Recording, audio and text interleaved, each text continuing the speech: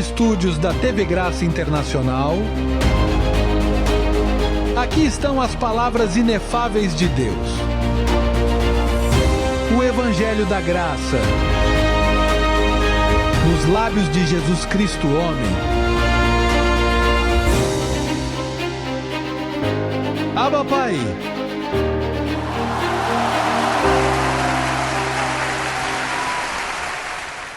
Então vamos à palavra. Vamos falar de 3 medidas espirituais que existem dentro da igreja. Não está fora, está dentro entre nós. Aí vamos identificar onde estamos. Vamos ler a Mateus capítulo 13, dos versículos 1 ao 9. Esse é o tema, 3 medidas espirituais. Os que não trouxeram Bíblia, sintam-se mal. Mas você pode ler na tela.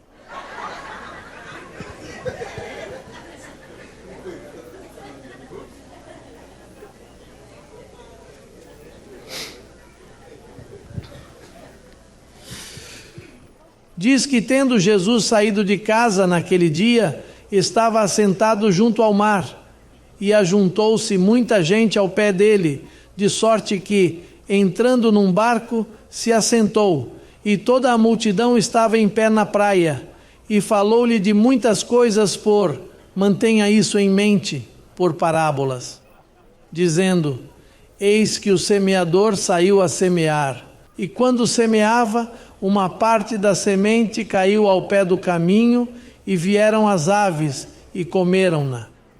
E outra parte caiu em pedregais, onde não havia terra bastante, e logo nasceu, porque não tinha terra funda. Mas, vindo o sol, queimou-se. E como não tinha raiz, o que aconteceu? Secou. E outra caiu entre espinhos, e os espinhos cresceram e sufocaram-na.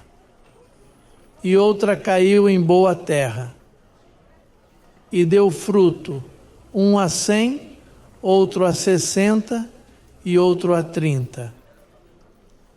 Quem tem ouvidos para ouvir, ouça.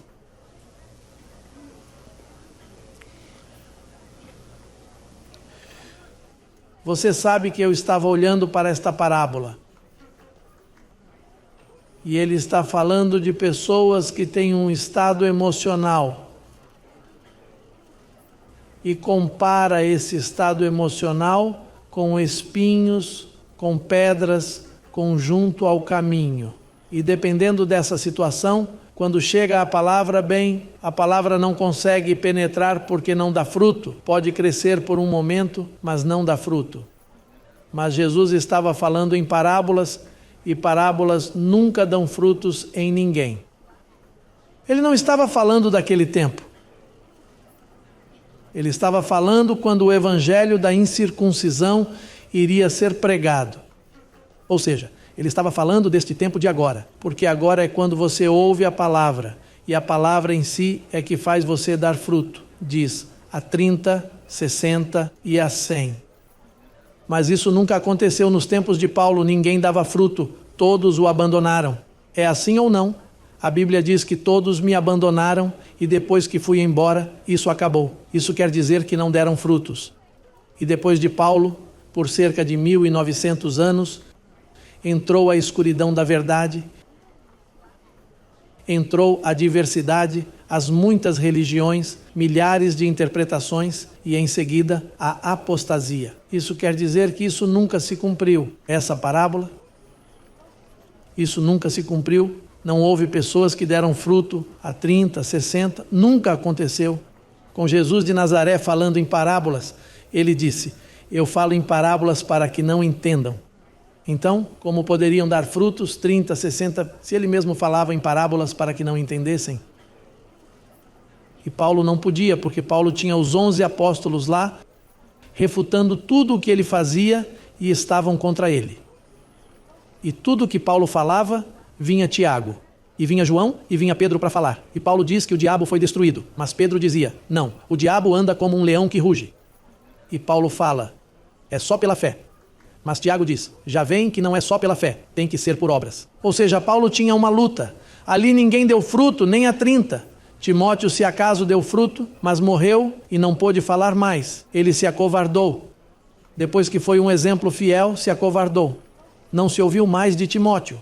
Paulo disse: veja, a chave é esta aqui. Deus sempre trabalha com um homem. Com Moisés, a lei esteve em pé, com apenas um homem. Com Paulo, a graça esteve em pé, mas ele morreu e acabou. Moisés morreu e acabou. Uma vez que o representante morre, tudo se acaba.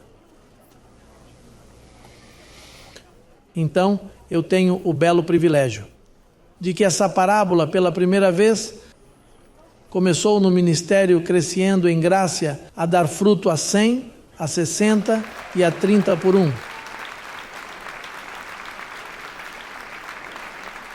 Porque deixa eu te dizer, não és tu quem dá fruto, tu não sabes que tipo de fruto dás, nem quem tu és. Tu és um desconhecido que chega escolhido e é colocado no forno. Te colocam no forno. E a partir daí você sabe como sai a pizza. Se sai tostadinha, thin crust, ou seja, massa fina. Você não sabe quem você é. Por isso você tem que vir e ouvir para ver o que há em você. Olha, tem gente que vem aqui que é gente boa. E quando a palavra começa a iluminar por aqui, e descobrem a liberdade gloriosa, que estão salvos para sempre, que não há demônios, que não existe isso, que não há nada que os separe, começa a sair uma medida monstruosa. Eram bons quando entraram, mas em 2 anos são piores do que quando entraram, porque a palavra começa a te desnudar. E há outros bem mansinhos que nem se mexem, mas a palavra começa a agir neles e depois dão uns arranhões. Escute, é que essa palavra atua e é poderosa em você. Sim, é assim. É como o empresário que busca um trabalhador e diz: olha, você precisa de trabalho? Sim. Quanto você espera ganhar? Bem, se eu ganhar, por exemplo, $500, eu com esse valor está bom. Então, eu vou te dar $750. 750. Mas com 500 está bom. Mas eu quero te dar 750. 250 a mais do que você pediu. Mas isso cria um problema para esse homem. E se eu tivesse dito que precisava de 1.000?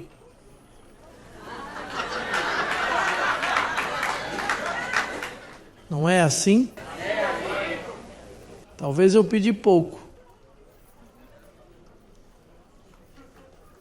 Isso aconteceu com a parábola daqueles que ele chamou para trabalhar, e alguns chegaram às 8 da manhã.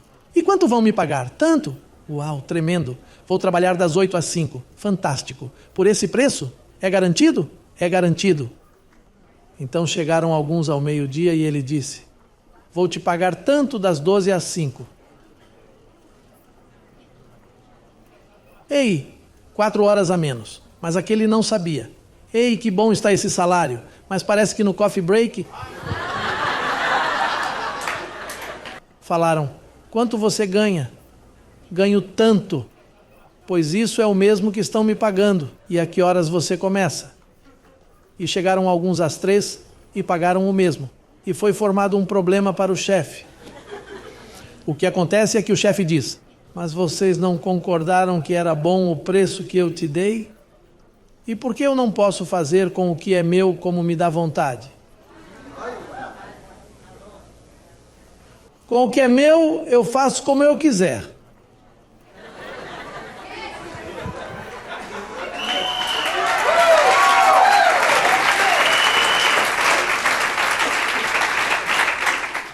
Então a medida começa como você reage quando alguém ao seu lado prospera ou se sai melhor que você. Algo bom acontece com quem está ao seu lado, mas você se incomoda. E por que você precisa se irritar? Então, você está tranquilo, mas isso muda quando vê a prosperidade do outro. Isso é uma condição interna, e a palavra da graça diz que é mais poderosa que uma espada de 2 gumes, que corta, penetra, chega à intenção e desnuda e revela as intenções do coração. Essa é a coisa boa. Por isso, muitas pessoas que quando chegam aqui e vêm uma vez, 2 vezes ou 3 vezes, quando começam a ver, é como o boi está lá e as vacas estão tranquilas em todo o curral. Mas quando chegam onde os matam, eles sentem o cheiro do sangue e dizem: para lá eu não quero ir. E uma vaca diz à outra vaca: é para isso que estão te engordando.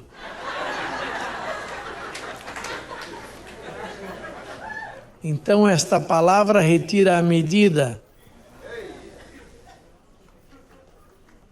Tira a medida de Jesus Cristo homem, porque Jesus Cristo homem é espírito, mas minha carne é carne, e é preciso retirar a medida a mim também. Comigo é que tudo começa.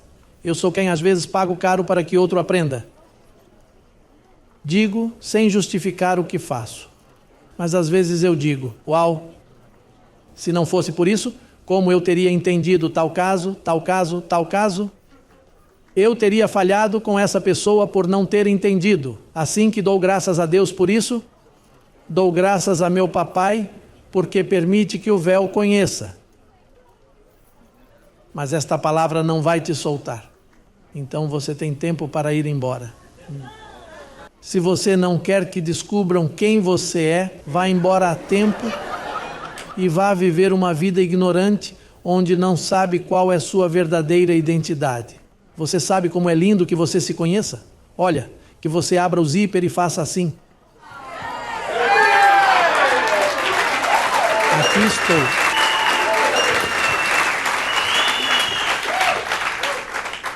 Esta palavra não vem para abusar de ninguém. Esta palavra é esta palavra. E o que Jesus de Nazaré falou, estava falando para o meu tempo, não para o tempo dele. Muitas coisas que ele falava, estava falando do tempo de hoje, mas você pensa que era para lá, para outro tempo, era para o futuro, não era para aquele momento. Além do mais, às vezes, ele se autodenominava filho do homem e não estava falando dele, estava falando de mim, porque ele não era filho do homem, ele era filho de papá, Deus puro. Ali o homem não teve espaço. Então, quando você lê, você precisa entender que está falando das etapas. Por exemplo, um menino nasceu para nós. Seu nome é Conselheiro, Deus Forte, Pai Eterno.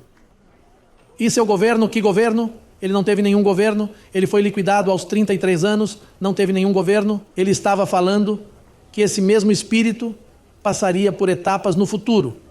E esse mesmo Espírito que está aqui hoje, presente, é quem tem esse governo.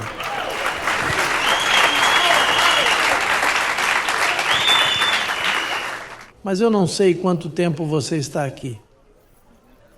Mas que lindo é ver o processo de entrar no forninho e sair. Quando a palavra começa a te cortar aí, e vem as provaçõezinhas. Todas essas situações que acontecem com você, todas são boas. Diga, todas são boas, mesmo que doam. Para mim, algumas doeram muito, mas são tão necessárias. Às vezes, até algumas lagrimazinhas tiram da gente. Mas logo depois, dá frutos pacíficos. Porque isso vai te exercitando, você dá exercício aos sentidos. Olha, se você não exercita os sentidos, ou seja, você tem que lidar constantemente com seus sentidos, você não vai a lugar nenhum. Você é apenas um pedaço de carne. Depois que te predestinaram para estar na congregação dos espíritos justos, não se deixar moldar? Se você já chegou, por quê? Por que você vai embora da festa? Fique aqui um tempinho, enquanto a palavra age em você. A coisa mais bela do mundo é descobrir a medida do seu espírito. Sua verdadeira identidade, isso é o mais belo. Sua verdadeira identidade, essa é a verdadeira. Descobrir a identidade não é fácil. E leva tempo. Leva tempo. Veja, Moisés era Deus aqui na terra. Era um véu. E assim que disse, você não deve matar. Foi e matou. Bom, foi em tempos diferentes. Não adulterarás. E foi e abandonou a esposa lá com Jetró. E casou-se com outra. Aqui você não pode apontar o dedo porque não se sabe. Isso é para os valentes. O reino de Deus se faz forte e só os valentes o arrebatam.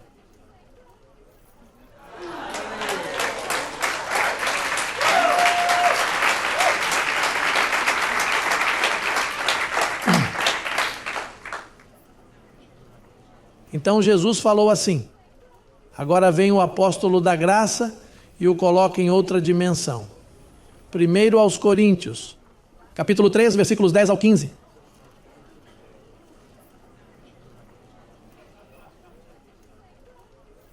Segundo a graça de Deus que me foi dada, eu como perito arquiteto, ele sabia que fazia um bom trabalho. Não disse só, eu como arquiteto, diz, perito arquiteto, coloquei o fundamento. E naturalmente aí diz que ele não poderia edificá-lo, mas ele fez o fundamento. Outro, não outros. Era um só que vinha edificar. Para que sejais de outro, do que ressuscitou dos mortos, que depois voltou a viver. Vocês estão claros nisso? Você tem isso como uma cartilha aí de memória.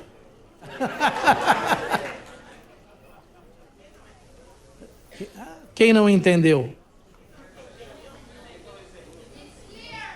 It's clear? Ok, isso é claro. Outro edifica sobre e os demais edificam? Hã? Não. Por que existem tantos tipos de evangélicos? Há evangélicos tipo 1 ou 2, metodistas, batistas. Por que existe tanta diversidade? Porque todos estão edificando. Quem começou com os metodistas, edificou. Quem começou com os batistas, edificou.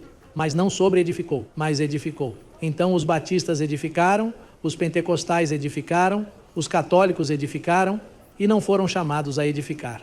Por isso há diversidade, porque todo mundo está interpretando. Agora há um fundamento, mas é que esse outro não aparecia. Essa diversidade de crenças tinha que chegar para que a apostasia se manifestasse, porque ele mesmo, Jesus, disse, quando vier o Filho do Homem, encontrará fé na terra? Não poderia achar fé, tinha que achar o quê? Diversidade e apostasia, ou seja, que isso está totalmente calculado. Todas as somas concordam.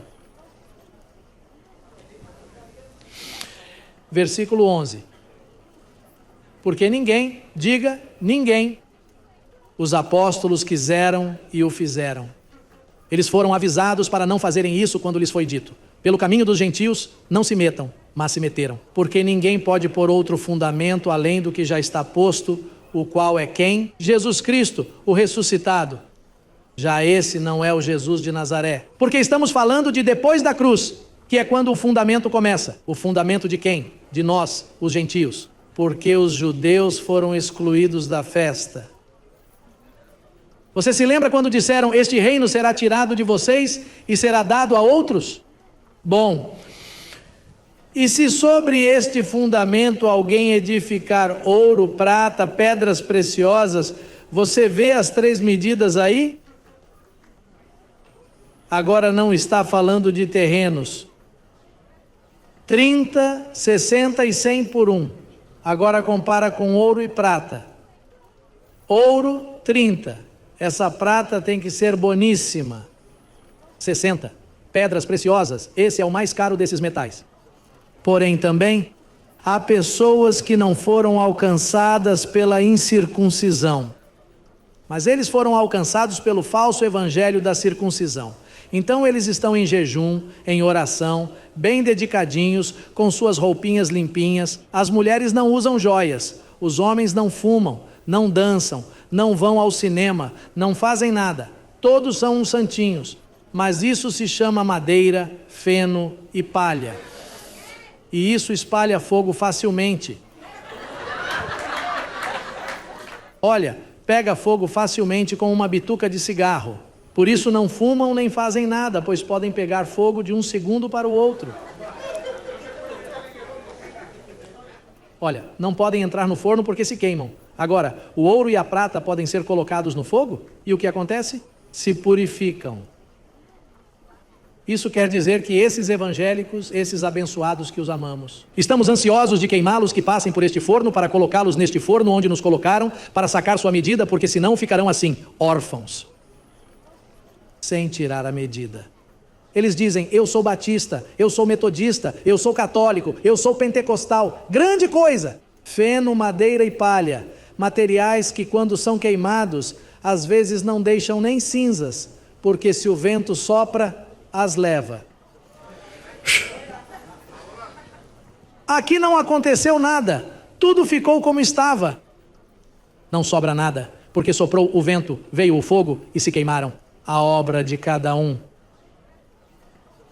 Isso não é por família, nem por casamento. A obra de cada um se tornará evidente. Neste reino onde nós estamos, que começou há um tempo.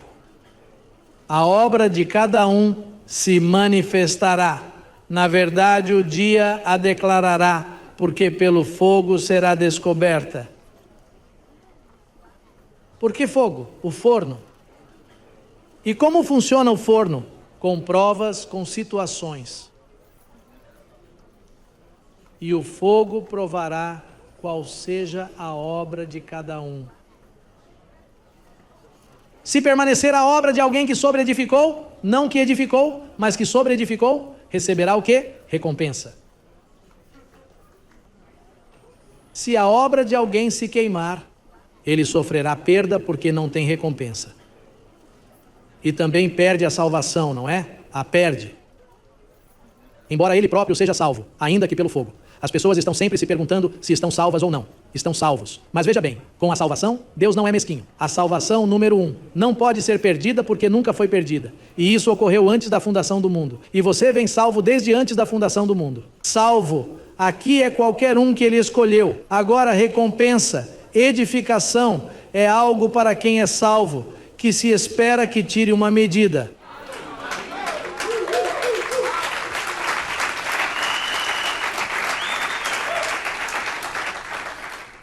Recentemente alguém me disse, olhe, eu entendo tudo o que você ensina e creio em tudo o que você crê, menos que você é Jesus Cristo homem. Ok, tranquilo, mas você acredita em tudo o que eu ensino? Tudinho. Você estava bem até esse momento. E por que não acreditou em mim quando eu não tinha dito que era Jesus Cristo homem? Você esperou até que eu dissesse, eu sou Jesus Cristo, para dizer, agora isso me convém porque já o teremos fora. Eu quero ficar com este ensinamento. E depois ele me diz, agora isso da salvação se perde. E eu disse, então você não acreditou em nada do que eu ensino, porque a salvação não se perde. Como Deus pode escolher você e escrever seu nome no livro da vida antes da fundação do mundo, para agora dizer, apague isso porque eu me enganei. Ei, em que Deus estamos acreditando? Bom, veja, até aquele que ficou sem nada é salvo como por fogo. Então o apóstolo o apresenta de uma forma diferente. Igual a João capítulo 15, versículos 1 ao 5. Veja agora, isso é voltar à história. Veja como ele apresentou aí. Eu sou a videira verdadeira, e meu pai é o lavrador. Todo ramo que em mim não produz fruto, ele o cortará. Aqui o evangélico diz, se perdeu, não? Que não produz fruto, não que se perdeu. Como explica Paulo que diz, ele sofrerá perda, mas é salvo. Mas diz, ele o cortará, e todo aquele que dá fruto, ele o limpará, para que dê mais o quê? Mais frutos. Aqui já estão duas medidas. Fruto mais fruto. Vós já estáis limpos pela palavra que vos tenho falado. Mas é que essa palavra não limpava. Ele estava falando aqui do futuro.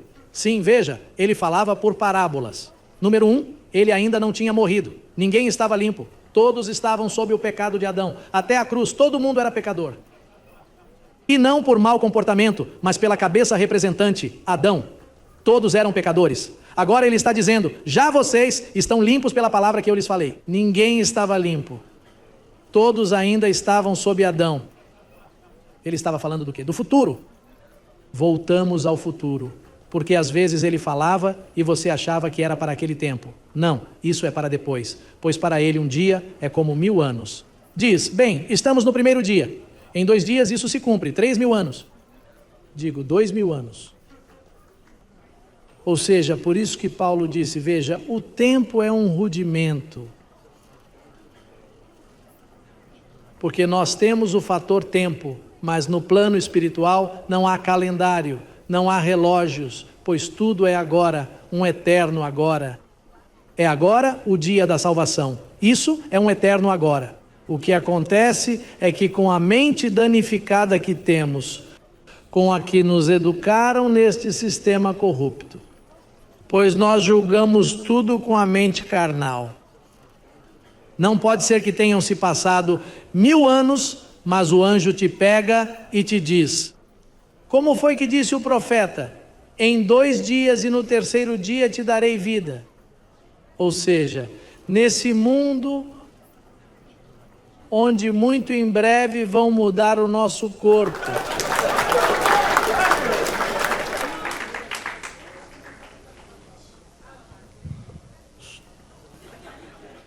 Porque há coisas que não podemos dizer ainda porque não estão escritas. Diz coisas que olho não viu, nem ouvido ouviu, quer dizer que não vai ouvi-las. Olha, coisas que olho não viu, nem ouvido ouviu, são as que Deus tem preparadas para os que passam pelo forno, os que se deixam sacar medida.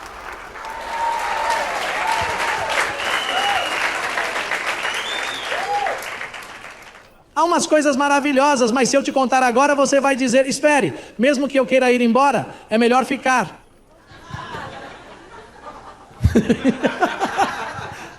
Sim, porque se te avisam, muchacho, tem gente que não tem mais fome, mas dizem, ei, tem um arrozinho por aí? Tem gente que come 2 vezes. Eles abrem espaço e tudo.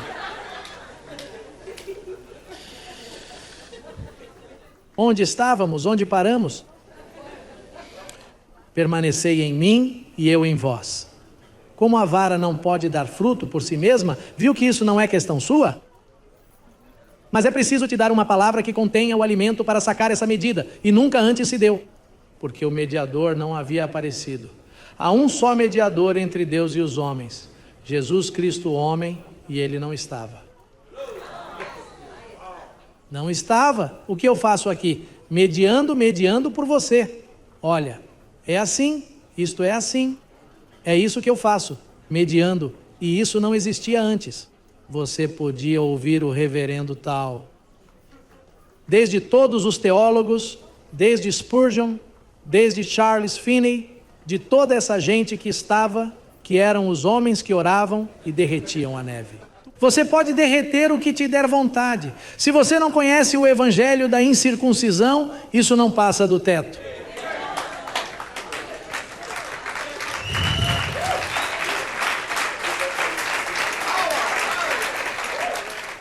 De todos esses teólogos americanos, alemães, todos eu digo, como disse Paulo, a mim nada novo me comunicaram.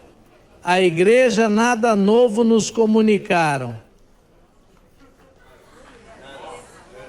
Isso é trabalho de Jesus Cristo homem. É assim que é.